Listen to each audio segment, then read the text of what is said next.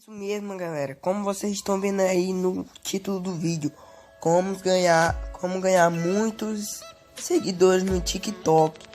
Vou fazer um vídeo rápido, né, que eu não quero tomar muito tempo. E você vem aqui no TikTok. Você vem aqui em eu. Olha, vocês observam que eu tô com 381 seguidores. Eu vou vir aqui. Você vem aqui para seguir a pessoa. Você aperta lá em cima. E vem aqui nesses seguidores deles aqui, ó. Você vai nele, aperta em cima. E aqui você vai sair seguindo aqui, galera. Até aparecer uma mensagem dizendo que você está seguindo muito rápido. Continua seguindo, né? Vai, continua. Até aparecer a mensagem. Tem hora, galera, que você faz isso aqui e buga, não aparece a mensagem, não. Você segue o tanto que vocês quiserem. Vou ver aqui, como eu segui tudo aqui, espera carregar, né? Aí, apareceu a mensagem, galera. Você está seguindo muito rápido. Aí você sai aqui.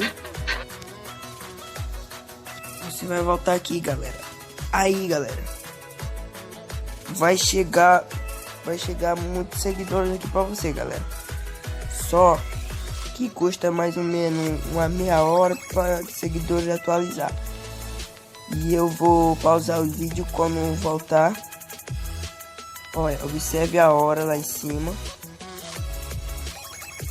A hora lá em cima. Aqui, ó, é 1h47. Eu vou pausar o vídeo e daqui a pouco eu volto. Pronto, galera, aí agora eu voltei, né? Olha aí, ó, você observa que passou 2 minutinhos, eu ganhei um seguidor, né, galera? Porque agora essa hora eles não estão online. Quando eles entrarem online, você vai ver, galera. Se não der certo, você pode dar o dislike no vídeo, galera. Pode dar o não gostei aí no vídeo e comenta, não deu certo. Agora, se der certo, você compartilha, curte e comenta aí, galera, dizendo que deu certo. E coloca o nome do perfil de vocês aqui do TikTok, que eu vou estar seguindo vocês, galera. E o vídeo foi esse e tchau.